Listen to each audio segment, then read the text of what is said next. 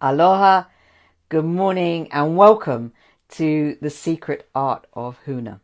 I say good morning because it's morning here where I am, but it might be morning at a different time of day in your time zone. And today I decided to talk about trauma, superwoman and meltdown or burnout. The reason that I'm doing this is that I'm increasingly finding that clients come to me, and this is especially clients in their mid to late 40s, their 50s, their 60s, that they're coming to me and they're going through some kind of meltdown or burnout. And the meltdown or burnout, part of it is because they've been playing superwoman for a long time. They've been in overdrive, they've been overperforming, over-succeeding, they've been everything to everybody, they never take time out for themselves. So part of it's that they've been living on their testosterone, which we as women have a lot less of than men. But very often there's another piece in there. And the other piece is something to do with childhood trauma or abuse of some kind. Now, I am not a psychiatrist, I'm not a mental health professional. So this is very much a personal view of what I'm seeing.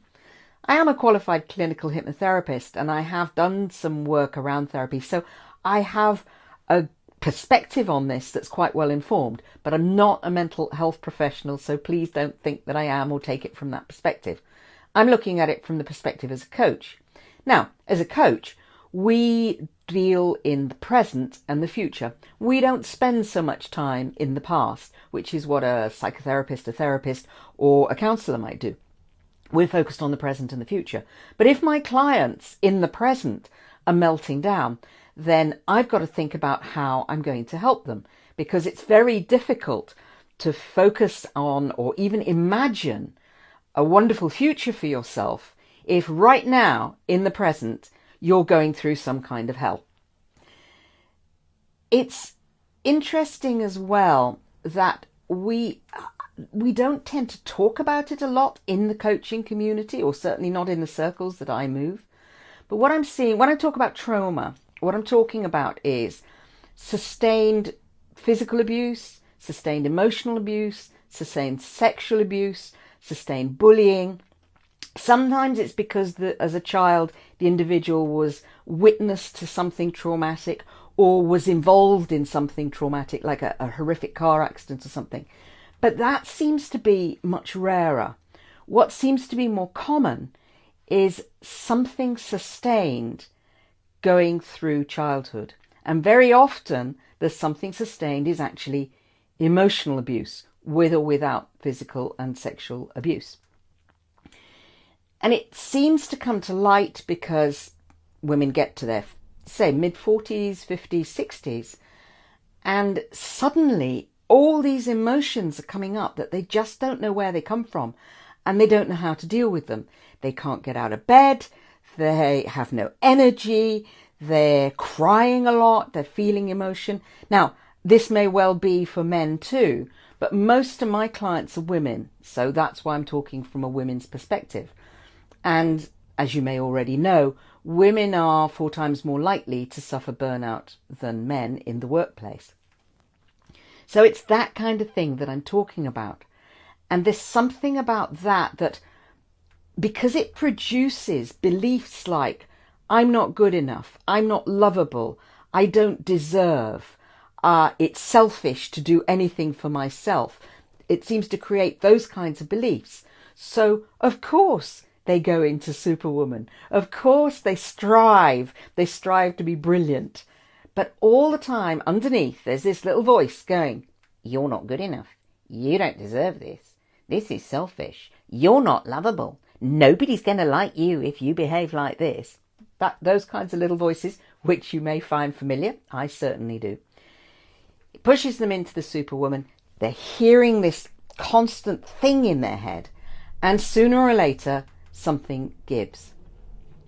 Now, I'm not going to talk in this video very much about how to deal with the something that gives, because it's a big story. It's not a magic pill. It's not a single fix. But it's my invitation to you that if that's something that's happening for you, that you actually seek help from somebody if you're not already receiving help. Find yourself a coach, find yourself a therapist, find yourself a counsellor, find yourself somebody to support you through this, because it's really, really hard to do it on your own. One of the things that often happens to us coaches is that we attract clients to ourselves, either who represent a place where we've been at some stage in our past, or a place that we're in right now. I still, even now, a client will rock up and they'll be talking about an issue that's going on for them, and I think, that's something I still need to deal with. So clients will come and they'll bring current issues that I know that currently I haven't yet totally dealt with. Very often, and maybe it's because I'm older, maybe it's because I'm more experienced, maybe because I've done more work on myself, I don't know. But very often what will happen is that they'll show up and they'll have something going on that it's something that I actually have healed in my past. And it's almost like they're coming to me because I have the empathy, because I've been through it, because I know how to deal with it. This is certainly true for me with bullying. I was bullied as a kid. It caused me to, as a result, I started to believe certain things about myself, particularly that I wasn't likable or lovable, which in turn had a significant effect on my relationship choices, or my inability to attract relationships in many cases. But it did affect my relationship choices because I believed I wasn't lovable, so I didn't go for what I really wanted. And eventually, when I burnt out, it was partly because I was working crazy at work, but it was so much more about the problems of the old beliefs that had grown up when I was between the age of 7 and 14. These old beliefs I'd grown up about myself that had been playing out, and just finally I had to deal with them. Now, I chose a certain path. My path was to investigate NLP, because I didn't want to go down, I didn't want to see a counsellor. I didn't want to see a psychotherapist. In my family, you didn't go to psychotherapy or counselling or psychiatry. Psychiatry was regarded as some kind of voodoo, and going to counselling or psychotherapy was regarded as some kind of weakness, particularly by my mother. So I didn't do any of that. I decided that I'd sort it out without the help from the medical profession and without the benefit of drugs, because they put me on Valium at 13 at school and it didn't go well. So I went down the NLP route, and I was lucky because I was able to find support from my NLP teacher, and also to support myself out of the clinical depression that I was experiencing. So I didn't have an ongoing coach or an ongoing counsellor or an ongoing psychotherapy. I quickly learnt some tools and I was able to apply them to myself. But from time to time, I dropped back into support. From time to time, I did have some psychotherapy. I finally resolved my issues around psychotherapy and I went for psychotherapy.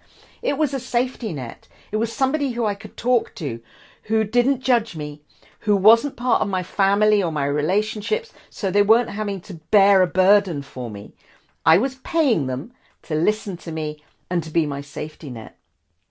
And if part of your burnout or you know somebody who's experienced this kind of thing, this kind of meltdown, then encourage them to get some sort of support. Because as family, as friends, if you're in a relationship with somebody, it's really, really hard to support them. And especially as family or as part of an intimate relationship, you don't know but what you might be part of the problem as it's manifesting now.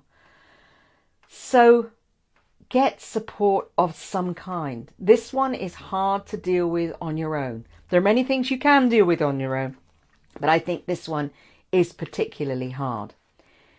If anything I've said today has resonated with you, then call me up. Get into secretartofhuna.com/diary and arrange a call, and we can talk, and I can see whether I can help you, whether I'm the best person, or I can recommend people who might be better placed to help you. Because it's not a journey that you have to go through alone. It's a journey that if you get the right support, it can be relatively smooth. I'm not saying it'll be smooth, relatively smooth and relatively short. When you resolve those old issues, when you free yourself from the baggage of the old beliefs that you've locked yourself into, it's incredibly, incredibly empowering. If you told me 25 years ago that I would be sitting here talking like this, that I in my 60s would be happy, I'd be fulfilled, that I'd be joyful, I wouldn't have believed it was possible. I really would not have believed it was possible, because my beliefs about myself, about my not good enough, about my unworthiness, my unlivability and all the rest was so deeply ingrained. It doesn't have to be like that. So if you or anyone you know is going through this kind of meltdown, burnout, get them to get some help, wherever it might be. Talk to you very soon. Bye.